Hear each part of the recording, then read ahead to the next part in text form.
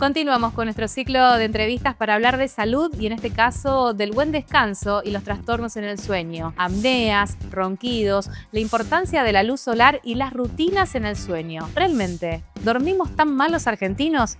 Lo hablamos con el doctor Claudio Aldaz.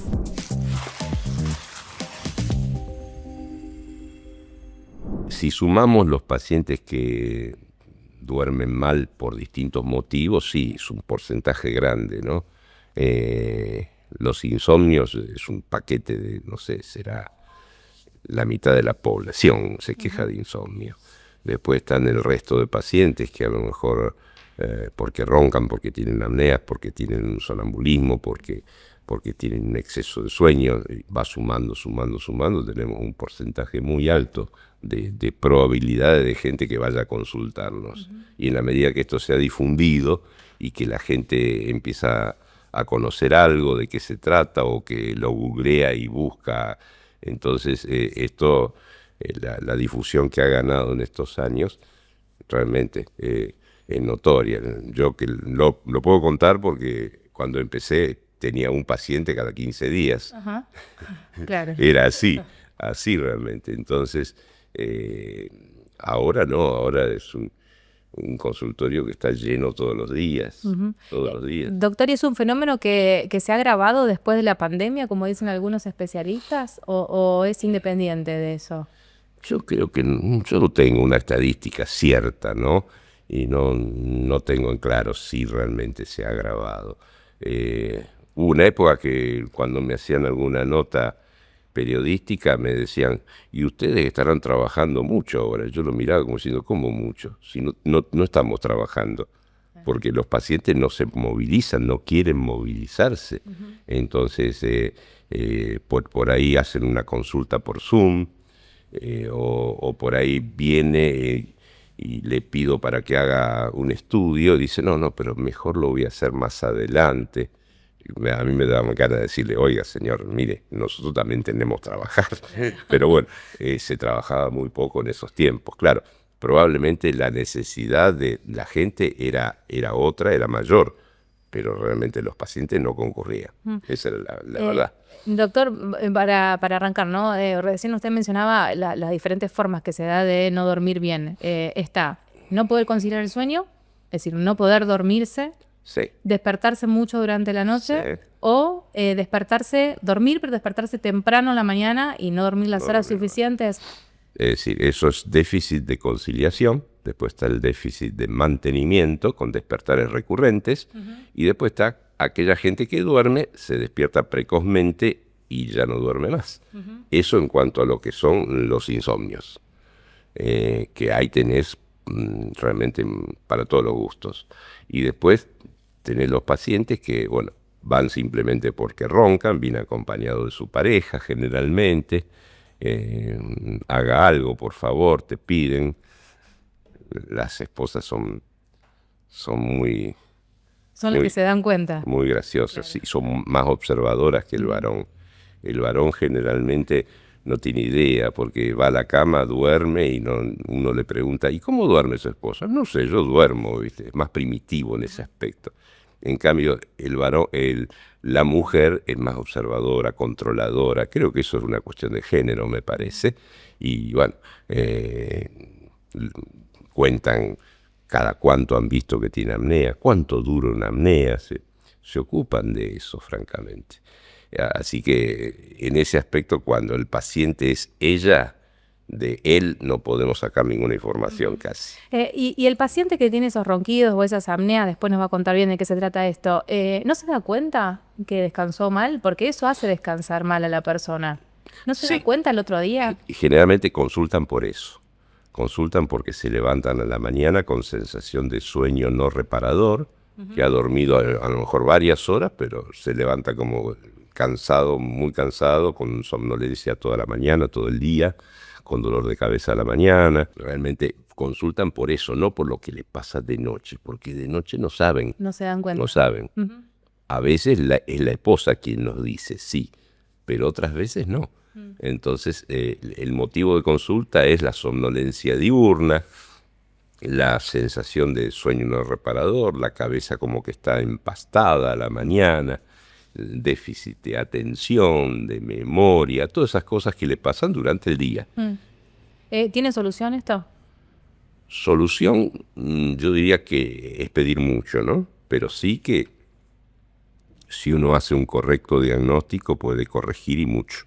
¿Y las Y apneas? mucho. ¿Las apneas, doctor, qué son puntualmente? Apnea, si uno busca en el diccionario, es una pausa respiratoria de 10 segundos o más. Entonces, aquel que hace apnea puede hacer muchas cortas, pocas largas. Hay gente que asusta, ¿no? Porque a lo mejor hacen una apnea de 1,5 minutos, 2 minutos. Uno dice, no vuelve, no vuelve, no vuelve, no arranca. Claro. Y ya asusta eso a veces. ¿Y tiene una explicación esto? La duración no. Es decir, lo que pasa cuanto más prolongada es, más riesgo hay de cambios en el ritmo cardíaco. A veces yo he visto pacientes que hacen, se le llama asistolia, ¿no? Cuando pasa un ratito para el corazón bastante largo, sin un latido. Ajá.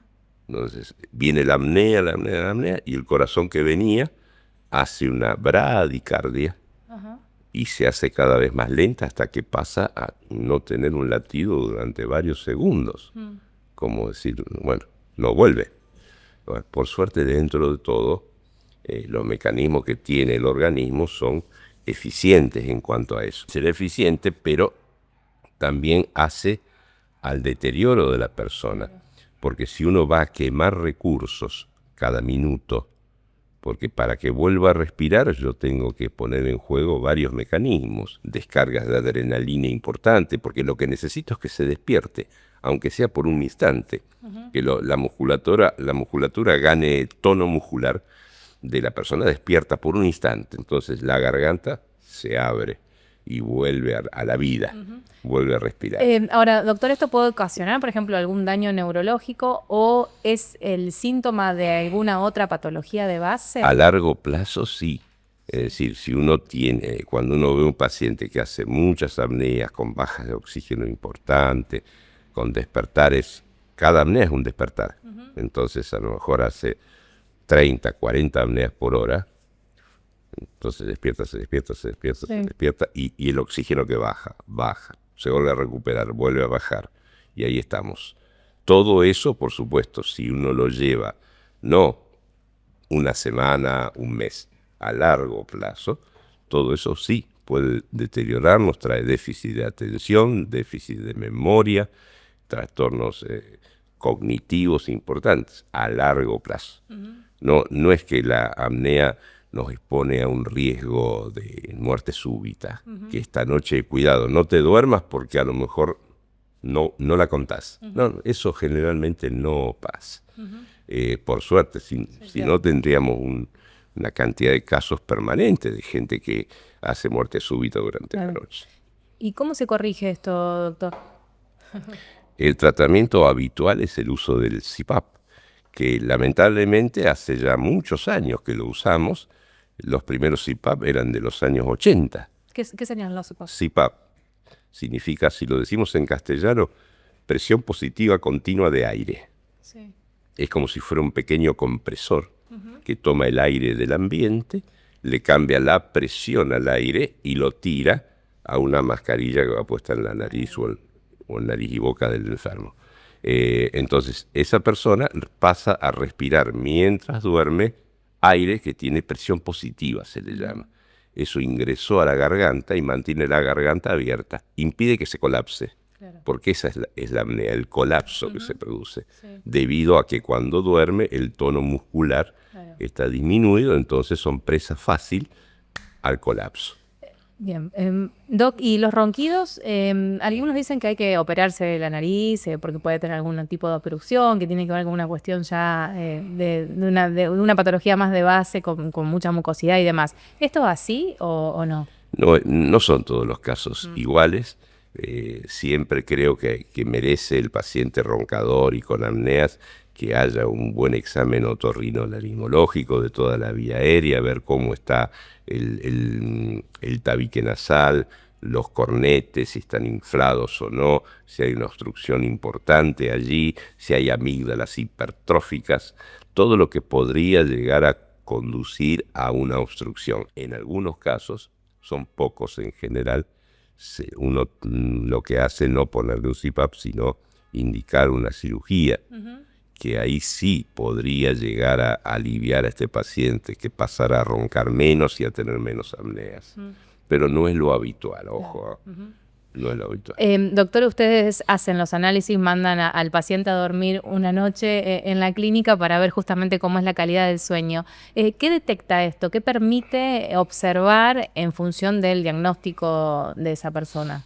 Se llama ese estudio polisomnografía, que es poli porque son muchas variables que se evalúan: electroencefalograma, electrooculograma, electromiograma, neumografía, el ritmo respiratorio, oximetría, electrocardiografía, todo eso al mismo tiempo, y vamos viendo cómo transcurren estos hechos. Hoy día eso se sigue haciendo, por supuesto, pero también hacemos mucho, y eso a la gente le atrae, porque no tiene que ir a dormir allá, sino que le damos un aparato pequeñito, sencillo, simple, para que se lo lleve esa noche a su cama. Se conecta, que es muy sencillo porque está pensado en eso, para que la gente que no entiende nada del tema lo pueda manejar sin inconvenientes. Así que duerme esa noche, al otro día nos trae el equipo, bajamos lo grabado y hacemos el informe.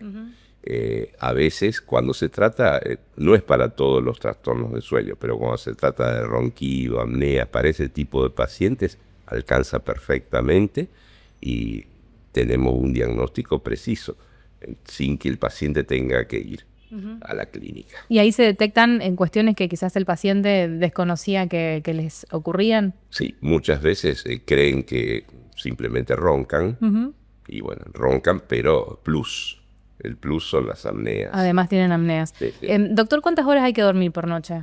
Esto se lo deben preguntar todo el tiempo y debe variar en cada persona, pero ¿lo recomendable? La vieja historia de las 8 horas. Sí. Ya no, a esta altura no. ¿No? ¿Más o menos? No. Yo me acuerdo hace muchos años, en esa charla de TEDx, Sí. que el título era La deuda de sueño. Sí. Yo tomé un número y dije, bueno, si una persona recorta voluntariamente 1 hora y media, 2 horas de su dormir porque no tiene tiempo, entonces se acuesta tarde, se levanta temprano, achicó su rango de horas de sueño, entonces acumula a lo largo de 20 años un número importante de horas de sueño que debe. Hay mucha gente que te contesta, sí, pero yo después el fin de semana recupero. Sí. Es cierto, recupera, pero un pedacito. Un poquito. Y un poquito. recupero la siesta, doctor. Bueno, la siesta sí. Bueno, la siesta que ha sido tan defenestrada por muchos años, como que era cosa de vagos, el que duerma siesta es un vago que no trabaja. No es cierto eso, y han hecho trabajos demostrando, por ejemplo, en grandes empresas, que a lo mejor si le das oportunidad a que el operario descanse media hora, 40 minutos, un ratito después del horario del almuerzo, Sí. el rendimiento de esa persona durante el resto de la tarde es mayor. Así que realmente para una empresa puede ser beneficioso también. Pero la siesta tiene que tener una determinada cantidad, una Sí. siesta de media hora, de 1 hora, de 2 horas, Bueno. o hasta me acuesto y hasta que el cuerpo se levante. Siesta no es cualquier cosa, debe ser después del almuerzo. Sí. Un almuerzo hecho a mediodía, lógicamente, si almuerzo a las 5 de la tarde ya no tengo chance de hacer una siesta. Ok. Después del almuerzo, que tenga como tiempo máximo 1 hora, no más de eso. Entonces, de esa manera yo puedo llegar a reparar en cierta forma lo que no hice a la noche. Sí. Lo que pasa es que como recortamos, lo que decía yo antes, recortamos muchas horas de sueño y le debemos tanto al sueño, intentamos recuperar. Sí. Y recuperar no media horita, queremos más. Nunca alcanza. Entonces, ahí hacemos lo que le llaman un siestón, ¿no? Y eso no ¿No sirve existe, la siesta de me acuesto y me levanto cuando el cuerpo lo defina? ¿No sirve? Eso no sirve, lamentablemente. Pero yo me levanto mejor después de eso. Estamos diseñados para hacer el sueño nocturno, que es lo más importante, con algún sueño opcional complementario. Y si es un sueño de varias horas, ya no es opcional complementario, ya es otra cosa, es un sueño de recuperación. Y eso no es lo recomendable. Doctor, si yo duermo 5 horas de noche y le sumo 1 hora de siesta, ¿estoy cubierta o voy a seguir generando una deuda? ¿O mi cuerpo, bueno, no va a tener ese descanso reparador que necesita de noche? Hay gente que a lo mejor hace esas 5 horas, depende de cada uno, eso, ¿no? Algunos que ni siquiera hacen la siesta de 1 hora y duermen 5 y con eso se sienten bien. Hay otros que no, que necesitan más tiempo. Hay otros que a lo mejor tienen una necesidad de sueño mayor. Es muy variable, es muy variable. La idea es que tengamos una mayor capacidad de sueño y que respetemos y que pasemos por las etapas de sueño que debemos pasar durante toda la noche. No es la misma cosa cuando vamos a pensar en un adulto joven, sano, duerme a lo mejor, concilia el sueño a los 10 minutos, a la media hora ya entró en sueño profundo y a lo mejor permanece en ese sueño profundo durante 1 hora y media. Y después de eso ya alterna sueño superficial, sueño REM, sueño superficial, sueño REM hasta la mañana. Pero la profundidad del sueño, que es el sueño reparador, la hace al principio. Sí. En las primeras 1 hora y media, 2 horas, si es un adulto joven. Si es un adulto mayor, ya eso lo vamos perdiendo. Bien. Si uno no duerme lo que tiene que dormir, ¿se enferma? Esta es la típica pregunta que dicen, o todos te dicen, dale, dormí lo que tenés que dormir porque si no, ¿sabés qué? Te bajan las defensas, no estás bien, más allá de estar somnoliento y todas las otras cuestiones que mencionamos. ¿Pero uno se puede enfermar por no dormir bien? Yo creo que sí, así como existe que se planifica una adecuada alimentación, también se tiene que planificar un adecuado ritmo de dormir, de sueño. No nos olvidemos que en distintas etapas del sueño, en donde se liberan ciertas hormonas, que si no lo hacemos, no liberamos esas hormonas. Entonces, ahí entra a jugar un poco por ejemplo, la melatonina, que es una hormona que la han querido vender porque se ha transformado en un producto muy comercial. Entonces la han querido vender como que fuera una pastilla para dormir más, pero natural. Y no es así, no es así. Es una hormona que regula los ritmos de vigilia-sueño. Entonces, y se toma de acuerdo a cómo se toma un preparado hormonal, no una pastillita que la tomo media hora antes de ir a la cama. Mira, bueno, qué buen punto. Ahí no sirve. Que menciona, porque esto se comercializa mucho, ¿no? Sí. El famoso Melatol. Sí. A ver, ¿se toma, no se toma? ¿Sirve o no sirve? ¿Cómo es? Depende del caso, depende de la situación. Yo no estoy en contra de que se use la melatonina. Por empezar, generalmente nosotros usamos la concentración de melatonina un poquito más alta. El producto comercial tiene 3 miligramos en su comprimido. Nosotros usamos como mínimo 10 miligramos, que como no existen en las farmacias, no lo preparan como receta magistral. Pero por supuesto, si lo vamos a dar en el caso que corresponde, no es para todo el mundo, no es para todo el mundo. En los retardos de fase de sueño, en la gente que trabaja en turnos rotativos, que tiene un trastorno circadiano de sueño, ahí sí, por supuesto, la melatonina juega un rol importante. ¿Y para conciliar el sueño, para quedarse dormido? No. No es. Hay mucha gente que viene convencida de eso y me dice, yo la tomo y me da sueño. Yo no le puedo discutir eso. Al contrario, trato de no decir lo que pienso, porque si a ella le está sirviendo para conciliar el sueño, porque ella cree que toma eso y se duerme, en buena hora, la dejo. Pero no es así, no es que toma eso y le da sueño. Doctor, pesadillas reiteradas, sonambulismo, ¿todo esto también afecta el normal descanso o el descanso reparador? Si son muy reiteradas, sí. Si son hechos esporádicos, bueno, una anécdota. ¿Y tiene una explicación psicológica, científica de esas pesadillas reiteradas? Siempre tienen un fondo emocional, todos.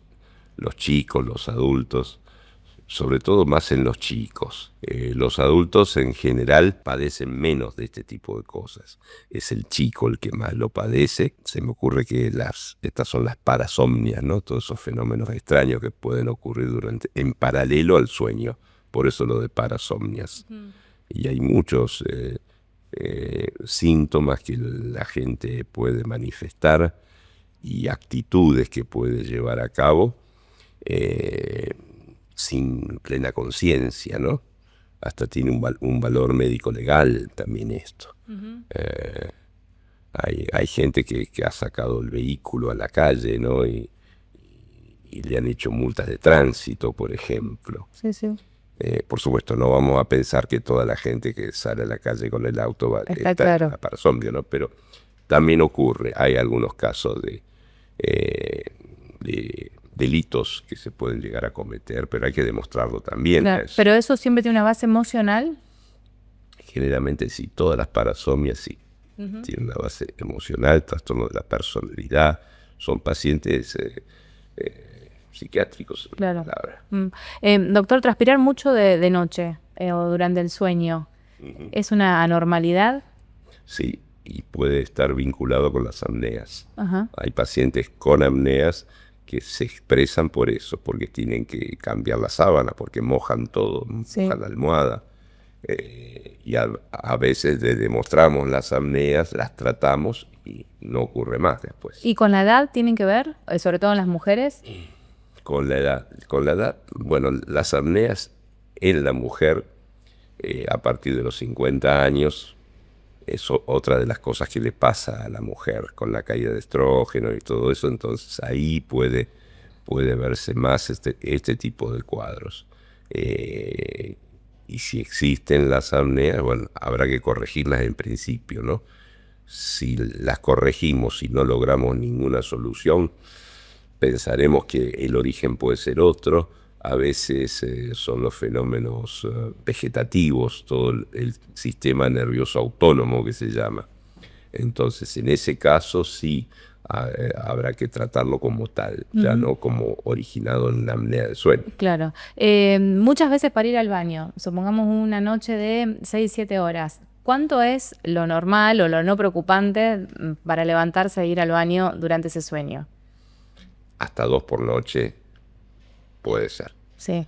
Generalmente la normalidad no son 2 por noche, una. Por ahí más en el varón porque tiene otras afecciones, el prostatismo, todo ese tipo de cosas, ¿no? Pero en general es hasta ahí. Aquella persona que hace la nocturia, se llama, que va a lo mejor cada hora a orinar, ahí estamos probablemente con un problema urológico o las apneas de sueño que también dan nocturia. El riñón filtra más orina de noche que de día y acumula más orina. Entonces lo que en el día a lo mejor es una persona que va 4 o 5 veces al baño durante el día, en la noche con eso no puede. Claro. No puede. Es decir, que las apneas son la causa, son tremendas. No, sí, es un abanico tan amplio de síntomas que puede dar. Muchas veces cuando los pacientes vienen, y esto también puede ser con las apneas. Sí, puede ser. Entonces lo primero que le digo, mire, corrijamos esto y vamos a ver qué queda después de haber corregido las apneas.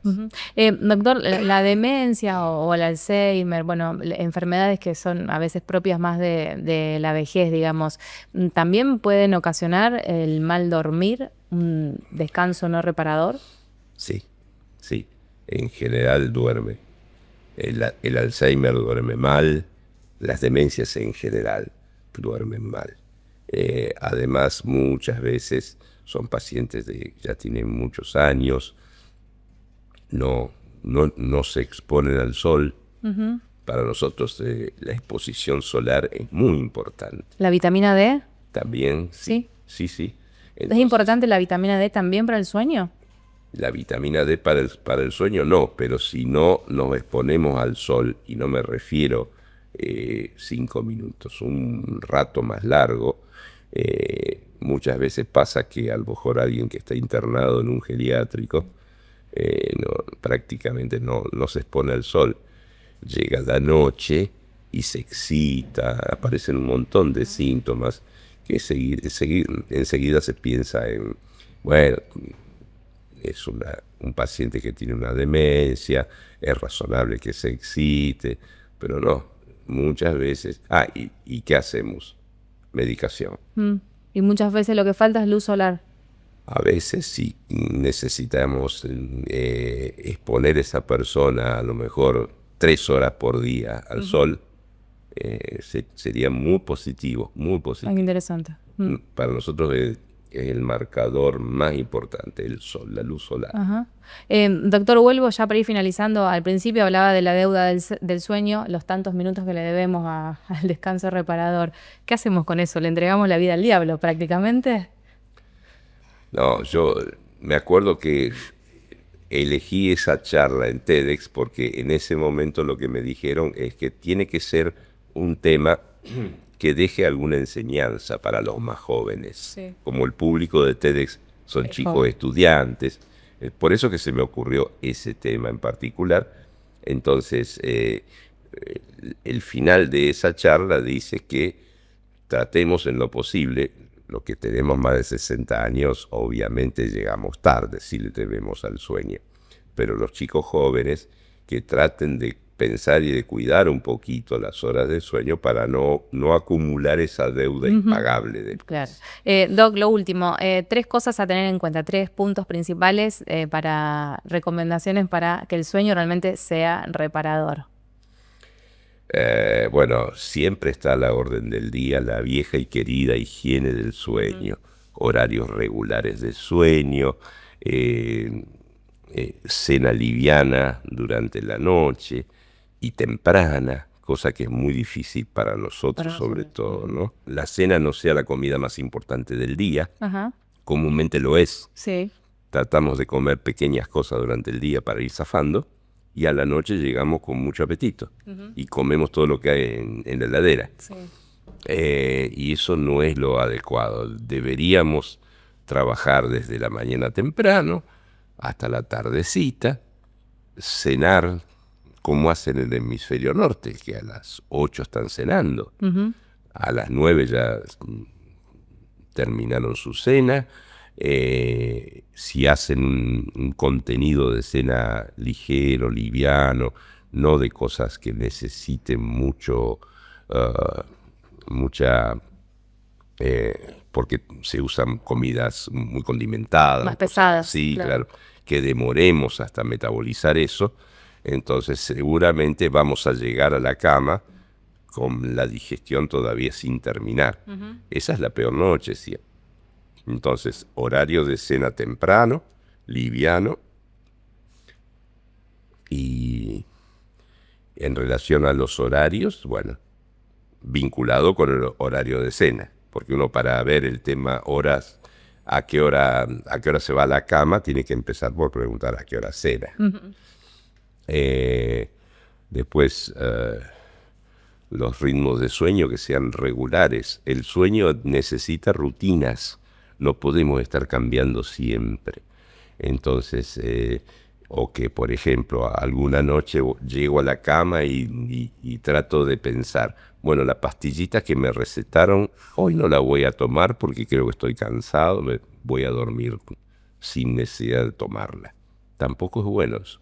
Yo tomo una decisión, una dosis, un horario, y la tomo todas las noches. Después, si la cosa se estabilizase, bueno, ahí empezamos a discutir si la necesito o no necesito, o si bajo la dosis. Pero tengo que hacer rutinas. Muy bien. Gracias, Doc. Muy amable. Un placer. Gracias.